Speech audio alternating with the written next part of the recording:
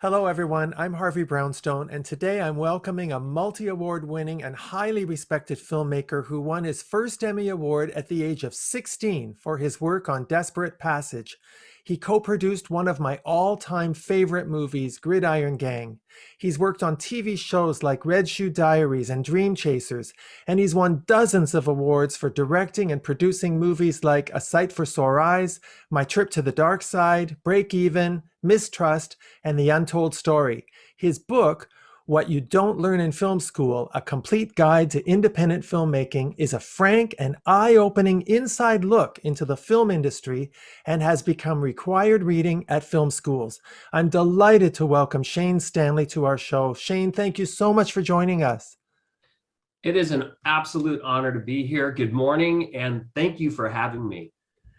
Shane, you have quite the pedigree, and filmmaking was definitely in your DNA. Your father is Lee Stanley, who was an actor in everything from It Takes a Thief to Adam 12 to Mannix, and then he became a highly respected documentary filmmaker. Was there ever any doubt that you would end up in the film industry? Oh, there was nothing but doubt. And just for the record, my father was also a co-star at Ice Station Zebra, which was a big thing. But you're right. He didn't know what he was going to do with his life, and he accidentally fell into it. Vincent Chase was a casting director who saw my father literally sitting in a hallway waiting for a friend to come out of an audition. And 3 days later, I think my dad was in a screen test with Karen Black and contracted to MGM and Aaron Spelling for acting. He was very fortunate. I wanted nothing to do with the film industry. I was thrown into the industry before I was old enough to make my own decisions in front of the camera. 9 months old, I did my first national campaign for Century 21. And my interests were more in motorcycles and music and drums. And I always worked in and around the industry, and I was passionate about art, but I had my own path that I wanted. And I kept getting pulled back in because my dad would get a job and he would say, hey, I need you. You know how to operate a camera. You know how to run sound. You know how to edit. I've taught you these things. I need you. So the film industry became more of a way to pay my own bills coming up. And it wasn't until I was honestly out of high school when I finally said, this is the path that I'm going to pursue.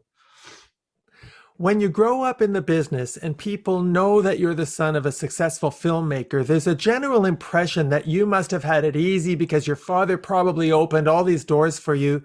But in truth, isn't it harder to get respect from people who assume you only got there because of nepotism and not because of your own talent?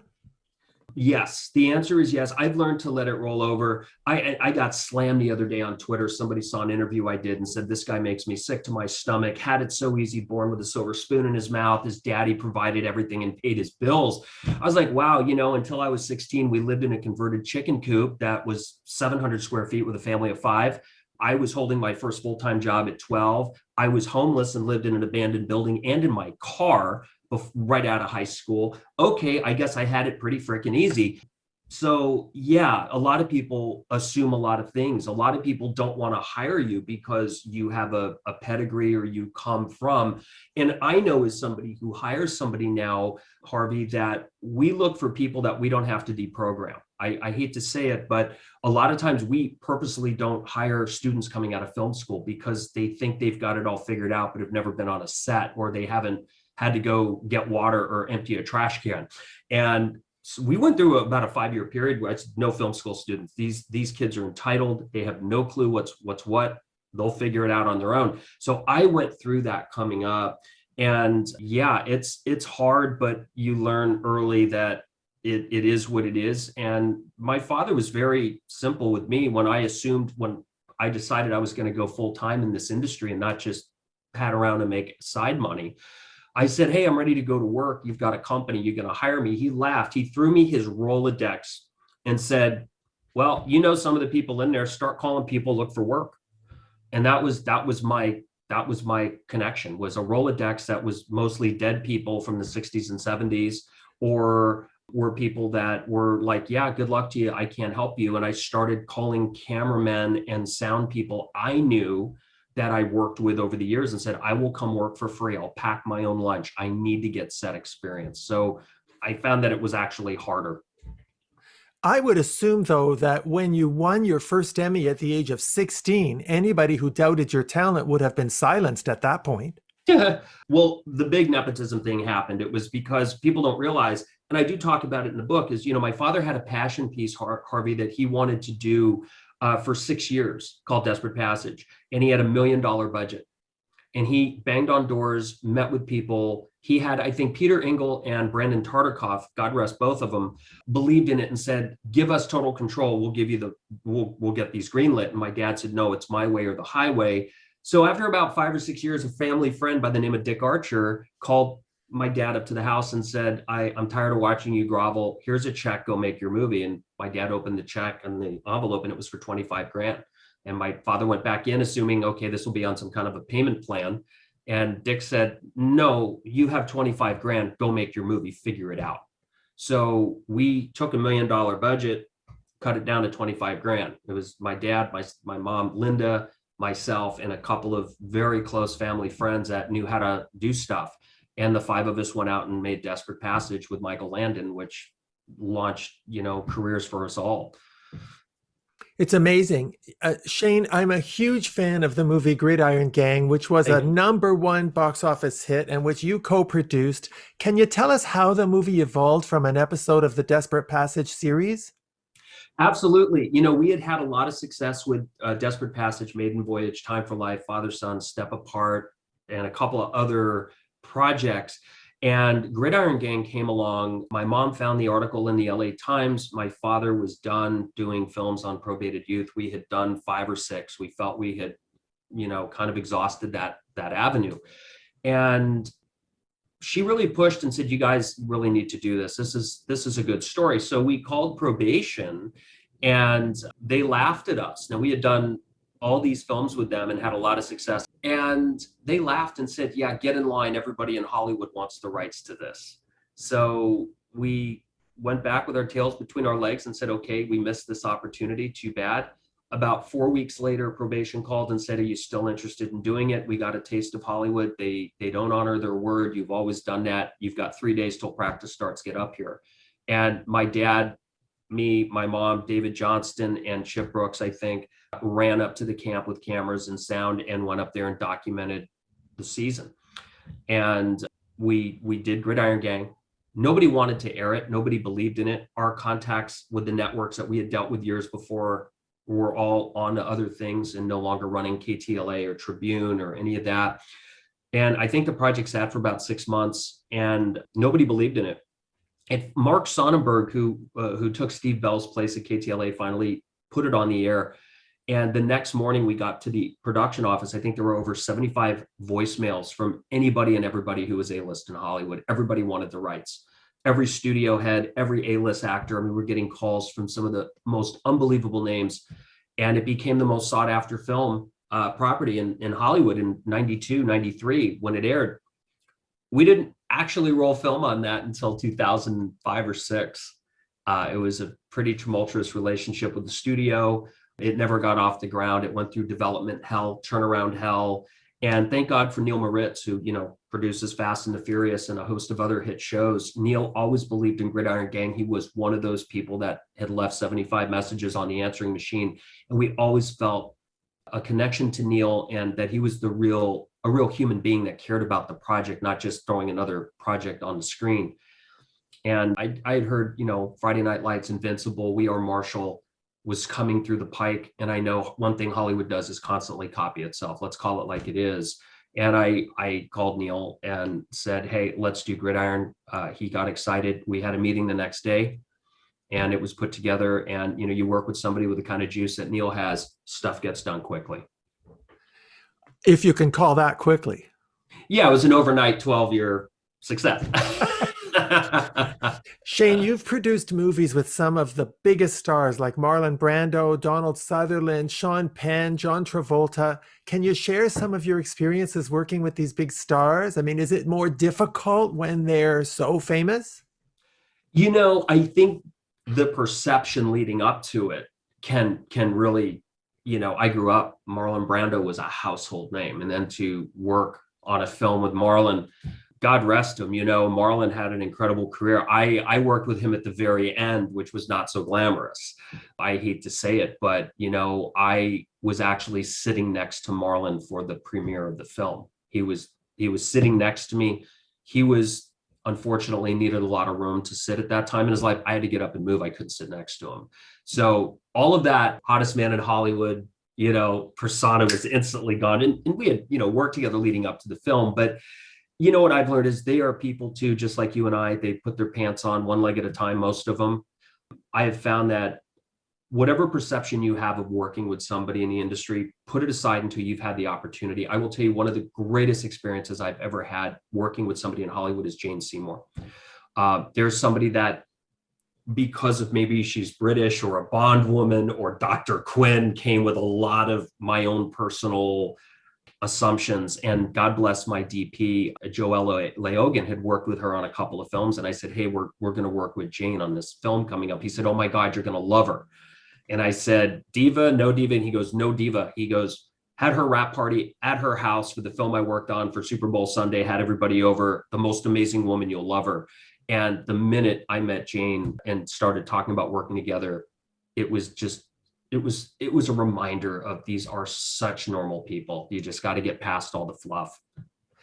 Yeah, her performance in War and Remembrance moved me so much. I became a huge fan of hers from that day on. So if you're ever in touch with her, please tell her she's got an open door to come on our show. You know what? I will, because that'd be a great interview. In 2004, you released A Sight for Sore Eyes, which was the very first movie you wrote and directed. It's an emotionally powerful film about an egotistical jerk who's reunited with his high school girlfriend who's now blind.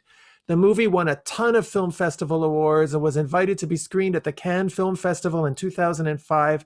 Shane, that's pretty amazing for your directorial debut. It must have been so validating for you. That was an interesting one because I had no desire to direct. And I'm sure there's a lot of people out there that will roll their eyes and say, yeah, you should not. I don't care. I don't claim to be a Spielberg or a Tarantino. I just love making movies. I fell into directing because as an editor, I got tired of trying to fix other people's problems in the edit bay. So it was actually Bret Michaels from Poison who said to me at one point, dude, you should be directing. And you do a good job. You're a people person. You know what you want in the edit bay. You know how to tell a story. You should do this. So I owe a lot of that to Brett. And what happened was I had just gone through a lot of frustrating times in my career. Again, a Gridiron Gang coming and going through that whole studio system and watching that. And I was working with an agent at the time. And, I make no bones about it. An agent has never done anything for me in my career, gotten me one job. But this agent did say you should write and direct your own thing. Start showing people what you can do. That was some good advice he gave me. And I wrote the script in a couple of days, and we shot this little thing. I had an investor that promised me 25 grand. We ended up getting 5. So I was reminded how, regardless of your budget, you're always going to have to cut it way down. And Gary Busey got the script by accident. I had a dear friend, still do, Terry, who was friends with Gary and Jake. I wanted Jake Busey to play the guy in his 30s.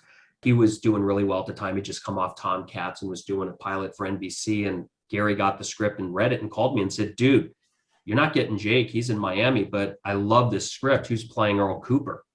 I was like, I don't know why. And he goes, let's talk about it. So I met with Gary like the next day, and he's like, dude, I want to do this. And I was like, you realize I have no money? He goes, I've done 45 films. I've never played a part like this, dude. I want to do it. And that's how that came together. And I owe so much to Gary because, it was kind of baptism by fire for me. Gary's an amazing talent. He's a superhuman being, but boy, does he have a reputation for being a pain in the ass and just destroying directors, especially first-time directors. And I say that in all love. And Gary is not a soft guy to work with. And boy, did I learn more. My 4 years of film school were actually working with Gary in that short period of time. But look at the success. I mean, you made it to this Cannes Film Festival, Shane, your first film. We didn't even put the film in. That's the funny thing, is we got a call. That's what was weird. We didn't submit the film. It was a phone call I got, and it was hey, we know about the track record of this film. We would like it to be shown here, which was, to me, a really exciting honor. I mean, that was everything for me. That was the validation. And Absolutely. that was Well, super. when I look at your body of work, it strikes me that you're drawn to character driven stories about relationships and personal redemption. Double Threat deals with a precarious young woman with a split personality who becomes entangled with an intriguing man. Mistrust is about a woman whose relationship choices lead her to develop self awareness. The Untold Story and My Trip to the Dark Side both deal with Hollywood has beens who reinvent themselves in interesting ways. What draws you to these stories? Well, they're inexpensive to make. I'm kidding. I'm an indie rat. I like making independent films. I don't do the system development thing well. I find something I want to do and I figure it out and I make it. And for me, I've always wanted to leave an audience with something more than an empty box of popcorn or just an empty soda at the end if they're watching it at their house. I just think we owe it as storytellers to entertain people. Our job is to take people places where they haven't been, they want to go or afraid to go, or never knew they could go. And in that, I like to find a purpose within the story. You take something like Double Threat, which we just did. That film was shot during the heat of the pandemic, November, December, January of 2020 into 2021. And we decided that first and foremost, we weren't going to let 2020 win. We were going to kick its butt. And we, through a few of us as friends, just decided, let's make a movie and let's make something that we're going to be proud of that won't have an air of the pandemic on it. We're not going to touch the topic. We're not going to wear masks on camera. We're not going to play that. Let's just make something that's fun and matters. And within that became an action film for, Danielle C. Ryan, who's our leading lady, who's an unbelievable equestrian fighter. I mean, her fighting skills are second to none. When you see this, it's going to blow your mind. And Matthew Lawrence stepped up, did all his stunt driving because he's a former Baja racer. And in this wild, crazy fun we were trying to have during the pandemic, Harvey, we realized that there's so much that needs to be said about mental health, about relationships, about how we're perceived because of what we do or what we wear. And it was kind of neat. CJ Wally had written the script to be an action cheeseburger with a side of, fries. And in this, we were just pulling out these little gems about where we are today without ever saying this is where we are today. I'm actually probably more proud of this film than anything I've done, just because of what we achieved during the pandemic and how we did it. And it's just so much fun. It's so much fun. But do you see a theme in those movies I mentioned in terms of the characters Yeah. and the personal redemption? There's something in you that really resonates with those kind of powerful stories. Well, thank you. I think it comes from just not wanting to throw up 90 minutes of something to entertain. I mean, that's our job, but I think if somebody can get something out of it, and for me, it's about redemption. I think everybody deserves a second chance. I think everybody is still trying to find their way. And I learned that in Mistrust. When we wrote the script, it was originally written and we had an attachment of an actor who was in her late 20s, early 30s. And it was pending on if she was going to get a big TV series or not. Good for her. She got it. She's still on the show. It's been, 4 years. She's still rolling on this thing. And my partner at the time and I took a step back and was kind of like, what if we aged it up, made it somebody in their 60s? We didn't have to change one line of dialogue. We just changed the description of the actor, went to Jane with it. And what we learned is it added such depth and layers to every word because of the life experience. And what I learned during that, Harvey, to answer your question an hour and a half after you asked it, was we're all constantly evolving. We're all still growing. I have a father who just turned 78 and we have such a great relationship, but we still grow. We still learn from one another. Our times talking about the business or life is still learning at 50 and him at 78. And that's what I try to do in my films is I just want to make sure people are getting something valuable and something that matters out of it besides just the fluff of a movie. It's only a movie at the end of the day. What are we putting in there that may make a difference in somebody's life? And I learned that growing up with my dad doing the Desperate Passage series. I mean, there's a series that touched millions of lives. And then making drama, for me, it's about, hopefully somebody will watch a film because it's marketed or it looks cute or it has an actor in it they'd like to see, but they're getting something. There's a redemptive quality about it to me. That's important.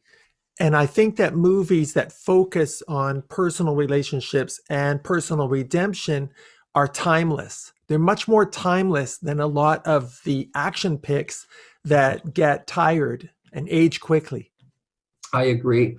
You know, the human heart is the human heart. That's not going to change between now and the time you and I leave this earth. And hopefully the people that we touch coming up will still feel that. I mean, when you look at classic movies, the classic movies aren't classic, really. I mean, there's the the groundbreaking films that change special effects like The Matrix or Star Wars.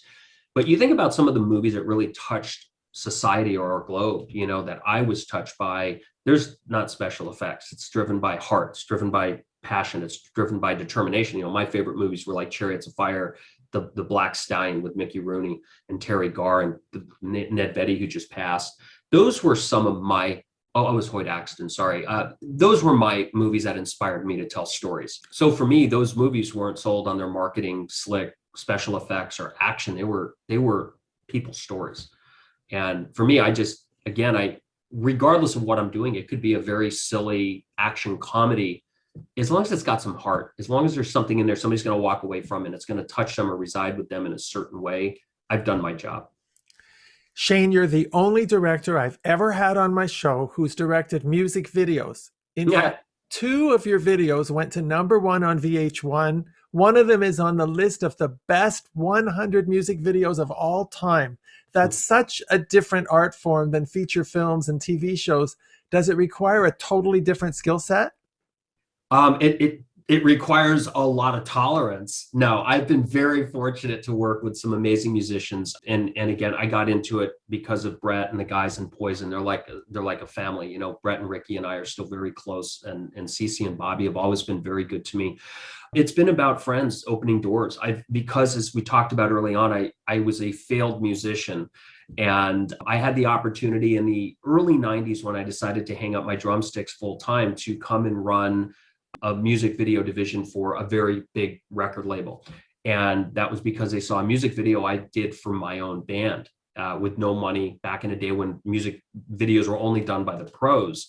And they offered me a position, and it was like literally going to your love of your life's wedding 2 weeks after she breaks up with you. So I couldn't take the job. I just personally couldn't take the job and needed to stay away from the music scene for a while as I found my way. And I always had a passion to do music videos because I'm a cutter at heart, an editor. And I think there's no way to tell a better story as an editor and show your chops as an editor than music videos. My frustration and how I got pushed into directing came from music videos, working with guys like the names behind me and some of the other, big bands of the 80s. They'd say to me, you seem frustrated. You didn't get the footage you wanted. And I'm like, it's not rocket science. There's just some coverage that should have been gotten that wasn't gotten, we should have had. And it was just that frustration. I've worked with some amazing bands like Storyside B. It was a huge, huge Christian band from Florida.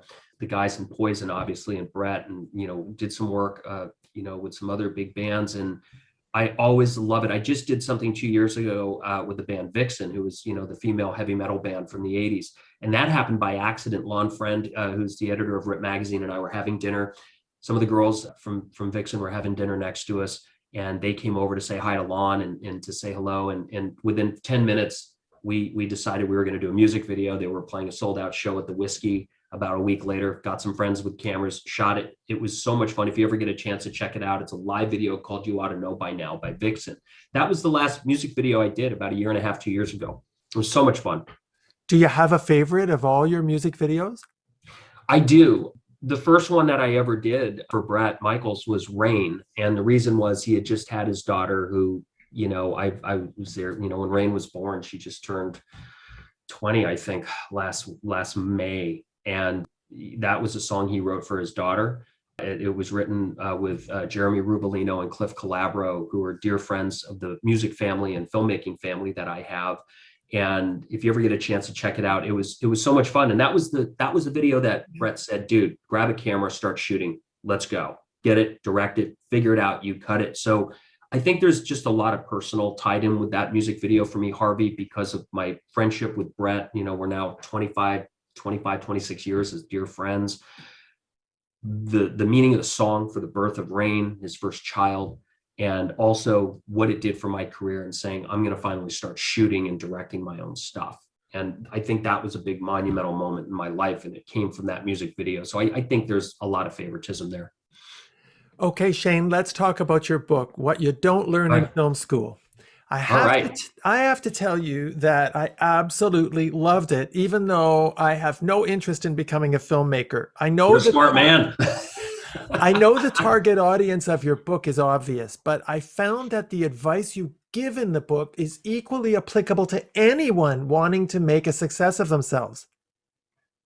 Thank you. There's a lot of life lessons in there. And I don't say I'm the guy with all the wisdom. If you notice, you've read the book, it's a lot about mistakes, and it's not how to do something. It's more like, just don't do it this way. And I found in writing this book and doing the lectures and workshops that I do throughout the colleges and high schools and art programs, there's one fundamental that so many people are not taught, and that's how to look somebody in the eye, shake their hands, give them a firm handshake, communicate. We talked about earlier how we have all this access of communication and how it's so either not utilized or it's abused. And for us, it's common sense. I had a call yesterday with somebody who wants to intern with our company, and I've been friends with the family for 25, 30 years. And it's amazing, really good kid, smart kid, but the entitlement so many of these youngsters have, he's a sophomore in college. And the absolute, I'm going to come out and say it, brash cockiness and his confidence in his work. And I've seen the work.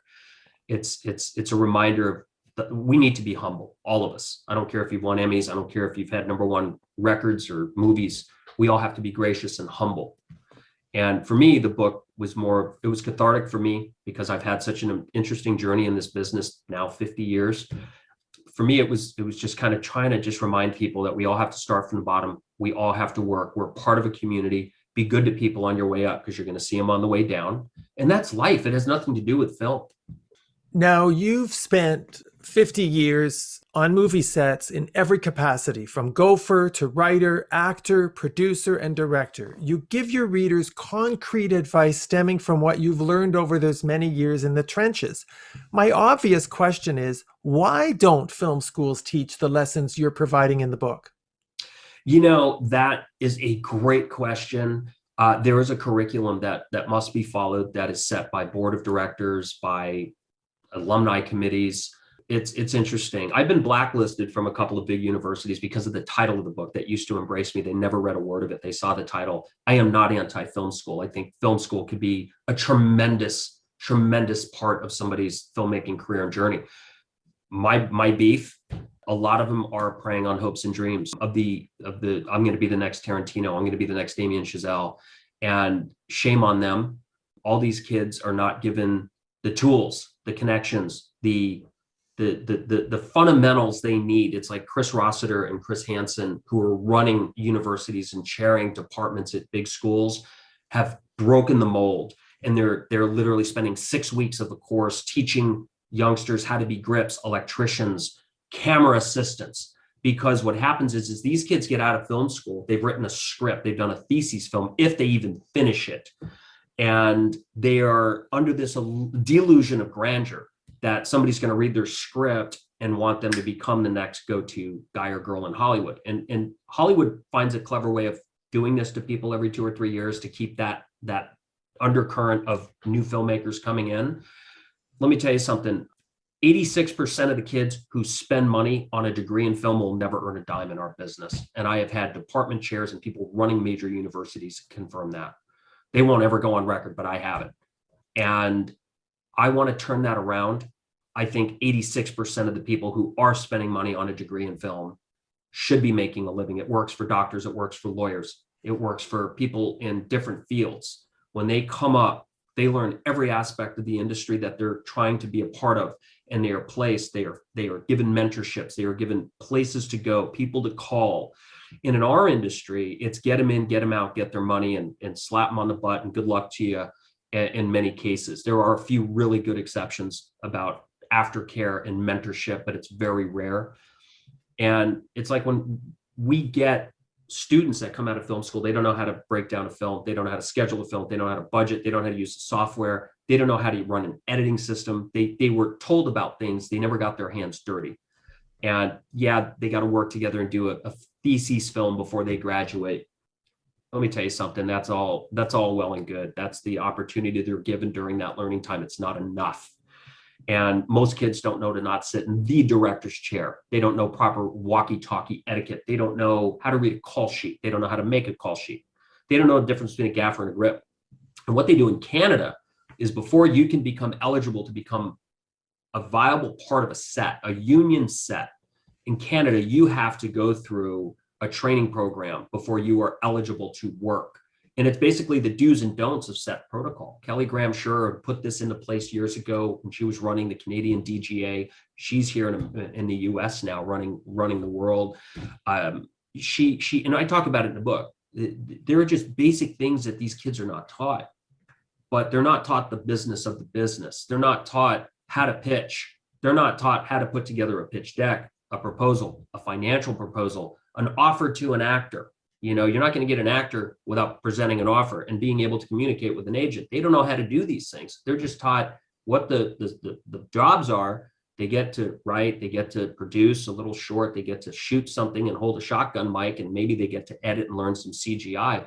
You know, it's 350 jobs on a film, and they're lucky if they touch 5 or 6 of them in that time period. And for me, I just want them to leave college and become a steady earner, because when you leave college and you have no connections or no skills, no skill sets that you can go do, what are you going to do? You're just going to hope people read your script on Facebook and you're going to make it that way? I don't understand the process or the mindset. For me, I learned early how to run a flatbed, a Moviola, 16 millimeter camera, open up C-stands, be a second AC and run a slate, jam syncing that with time code on a camera. So when I decided to work in this industry, I had skill sets. Sorry, I went on a tangent. That's a passion. That's a sore subject for me. So here's another obvious question. You didn't go to college and you made it big. And now you even teach at film schools. You learned every aspect of filmmaking on the job. And I've had another filmmaker on our show, Pichanda Dubose, who's become very successful in the same way. So why should anyone even bother going to film school? I think that if you look, going back to nepotism, what did I have? I had a father in the industry that worked and was relevant. And I got to see firsthand what budgeting a film, scheduling a film, what it was like knocking on doors for money. I got to see communication with actors, agents, crew. Even when my dad started out as a filmmaker, leaving acting, it was these 3-man, 4-man crews doing these educational and documentary films for Encyclopedia Britannica or McDonnell Douglas or Hughes. And I saw that. I think if you don't have that opportunity, flip side, good side of nepotism, you need to get in and understand the business. You can either go be a doctor without borders and get thrown into a war zone and learn how to operate and fix people that are bleeding to death, or you can go to school and learn it. I kind of was thrown onto the set because we didn't have the resources, and he needed to pull out a 12 or 13-year-old to operate a camera and edit machine because our budgets were so low. That was my film school, really. I am a big proponent of film school. I'll tell you what I'm more excited about are the community college opportunities. It's a fraction of the cost. You will learn just as much. It doesn't look as good on a resume, but you'd be surprised how many people are hiring students out of community college because they know the programs and the instructors are very good and accredited. A 6-figure film school education is not going to make you any better of a filmmaker. Trust me, it won't. I want to quote to you something you wrote in the book. You said, "This business can bring out the worst or the crazy in some of the most level-headed people, and as they get more and more successful, it only gets worse." Why is that? I have found that I don't know of any other industry that literally your life is like winning the lottery. I mean, you could be a struggling actor living on your friend's couch, go to an audition and you're co-starring in Batman because you nailed it out of 2,600 people. I have friends that literally were couch surfing, living in friends' cars, that got an audition and literally became a household name overnight, and they're making millions of dollars. I can't think of an industry other than the entertainment industry, music, film, theater, that allows somebody without an education, without 6 years of college, to literally get zapped by lightning and win a lotto. I mean, I don't know any other industries. If there are, let me know. What I have found when I talk about that is I have been around normal people that have normal jobs, that have an idea for a script. They want to try acting, or they have a child they think is the next big, Macaulay Culkin. I have watched some of the most level-headed, grounded, successful, normal people become absolutely freaking lunatics because of the thought of working in our industry. They're not even working in it. They want to have a meeting. They want to talk about a script or a vision the Lord gave them to be in our industry. And it's like some of the most cuckoo bird crazy stuff I've ever heard. And it's never changed. It's like I have literally friends of the family that have had amazing careers for decades in a certain industry that has nothing to do with our business. And then they wake up feeling that they were told they're going to be in our business, and they become psycho crazy. I don't know what happens. This is kind of hitting close to home because you're talking to somebody who spent 40 years in the legal business and now he fancies himself as a talk show host. And you're a good one. Thank you. I love that. You talk a lot in the book about building relationships, having good interpersonal skills, treating people with respect, keeping your ego in check. You said that, and I'm quoting you here, relationships are the key to opening the right doors and closing deals. How much of success in Hollywood depends on who you know? I think, well, it's funny. I just blogged about this yesterday on a platform. It's who you know, and that's an age-old saying in our business, especially. You need connections to get through the door. I find those connections are more important as your career goes on. For new people in the industry, connections are everything, but I have found the relationships are key. People say to me, you've been in the industry since you were 9 months old. It's all my tax returns I've ever known, except for 1 year. I took a year off. It's everything I do is because of relationships, Harvey. Everything. Casting a film is now reaching out to actors I love and literally saying, I'm doing a film. Here are the dates. Here's the script. I need to know if you want to be a part of it. Cinematographers, editors, producers, stunt teams, product placement. It's all relationships. And especially, I learned very young, people will want to work with you if they like you. People want to help people that they like or want to feel a part of. And it's how you treat people. It's how you conduct yourself. For me, it's really important to reach out to people when you don't need things. I try to make it a point, and I talk about it in the book and a lot of lectures with the youngsters that I try to motivate or encourage, is crack open that Rolodex or your phone in March and September when you don't need anything, and reach out to people and say, hey, I was thinking about you. I want to know you're doing okay. Hey, I don't want anything. I just wanted to say hello. How's the family? You surviving the pandemic. I have done that because there's nothing worse than getting an email or a text when somebody needs something and you haven't heard from them in days or decades. And that's what our industry is. It's reaching out to people when you need them. I think you need to have true relationships. I'm a firm believer, if you want loyalty, get a dog, but relationships are key. And I think it's important to be able to reach out to people when you don't need something. So when you do, it's just so much easier to deal with. It's forming bonds. And what I've learned is people move around in this industry too. It's like I had a friend who was running Panavision at one time, and he kept that wheel going for me, left Panavision, went and ran JL Fisher. And now because of him, I had this great relationship with Panavision. I had this great relationship at JL Fisher. And because of him, his name's Frank K. He just retired. Frank got me into teaching at the community colleges because he knew Christopher Rossiter. He knew Dan Watanabe, and said, you need to meet these guys. They will get passionate about what your message is, and they will be the guys to help you get into the schools. It's all about relationships. It's all about relationships. And that's what I found so universal about your book. It doesn't matter whether you're in the real estate business or any kind of business or the legal business, learning how to build relationships and really network meaningfully and sincerely, because there's a real sincerity in what you are promoting in the book, is a big key to success, and likability that you just mentioned. It's just being professional, being courteous, treating people with respect. The old adage, treat people as you want to be treated.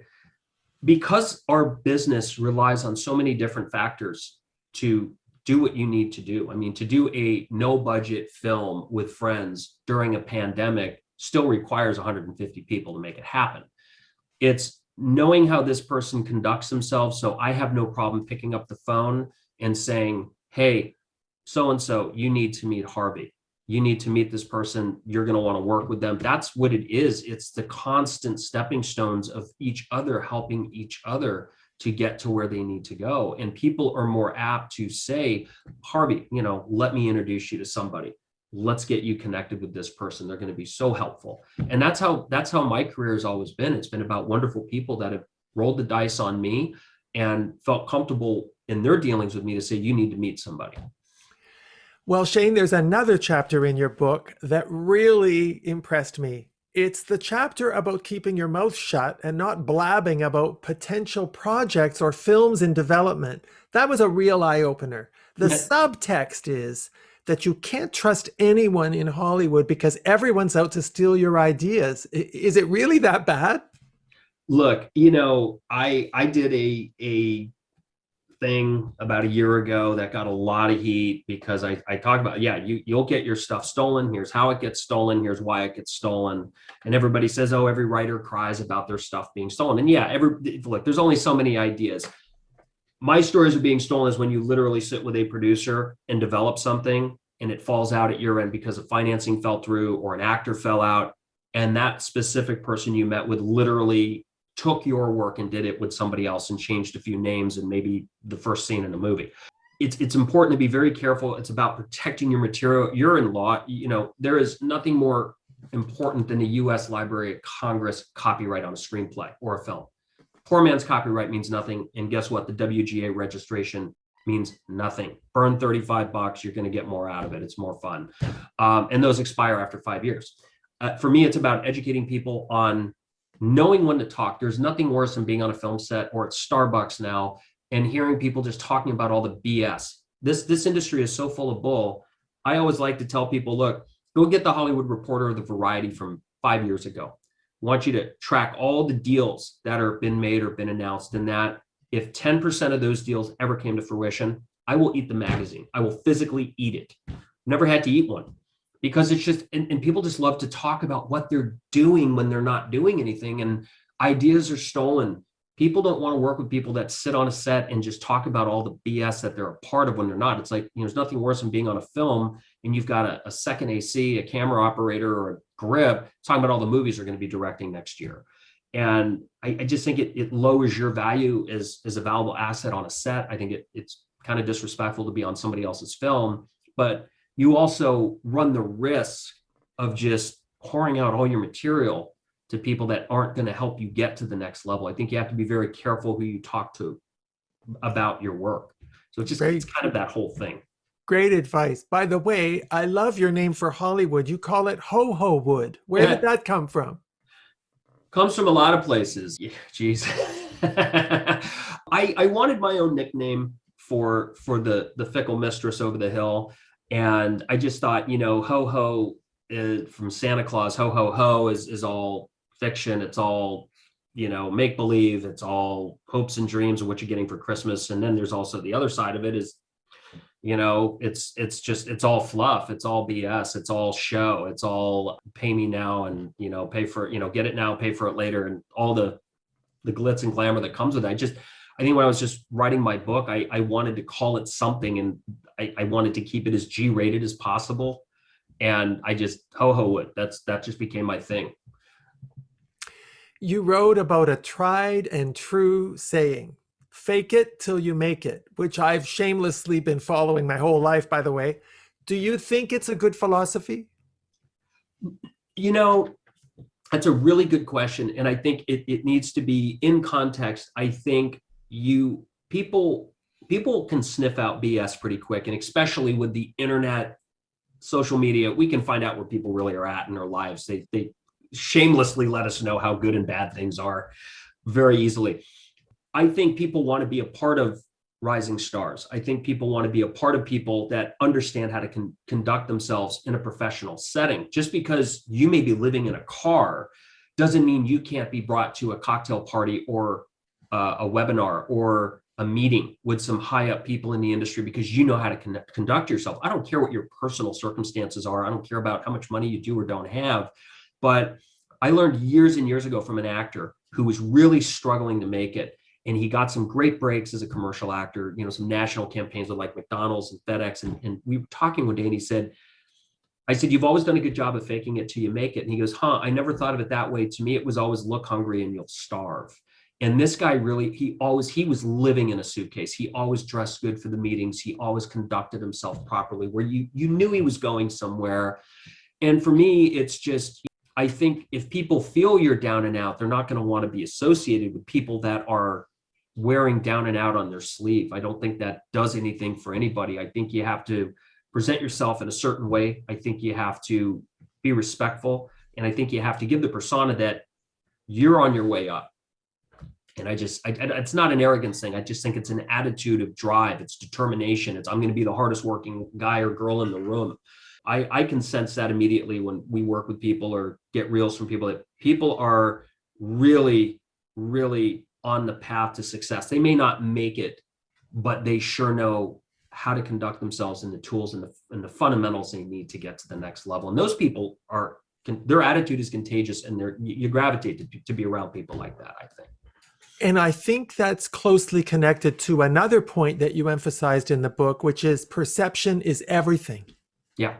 Yeah, I agree. And I talk about that in literally having an address. You could literally be living out of your car or in a suitcase, but where are you going to get your mailbox? Are you going to put it in Studio City, or are you going to put it in, Van Nuys? No disrespect against Van Nuys, but if you're trying to make it in an industry that is about glitz and glamour and perception and facade, the Studio City address on the little PO box that you have on your address may go a little further than Van Nuys. It's just a thought, and I did that. I had business cards made up when I was literally living on friends' couches or, roommating with friends in Reseda that said Studio City. It wasn't too hard for me to drive 10 minutes down the road and get a mailbox in Studio City, and it looked good. It made me feel a little bit more professional, and that's just kind of something, as you're building your brand and trying to get found out. I think, those are some of the things that people can do to help just kind of present a little better.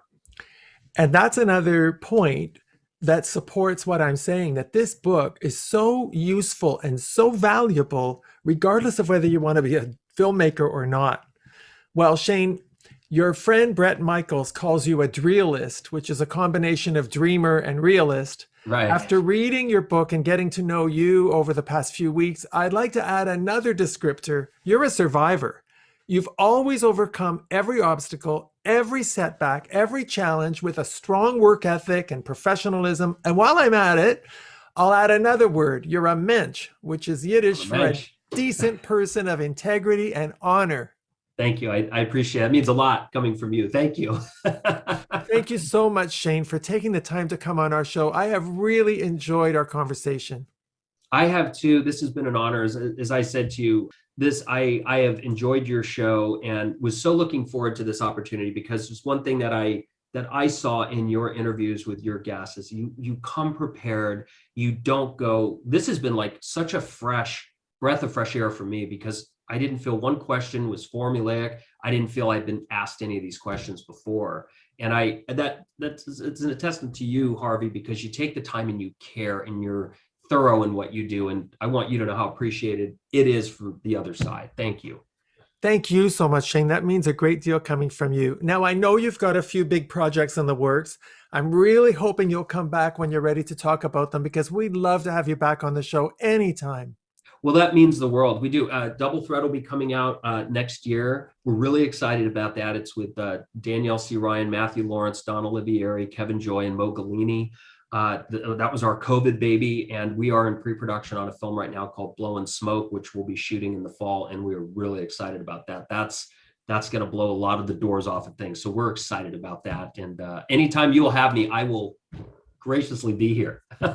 Thank you so much. Our guest has been filmmaker and author Shane Stanley. My name is Harvey Brownstone. Thank you to our producer, Steve Silver. Thank you all for joining us. See you next time. Remember to subscribe to the Harvey Brownstone Interviews YouTube channel.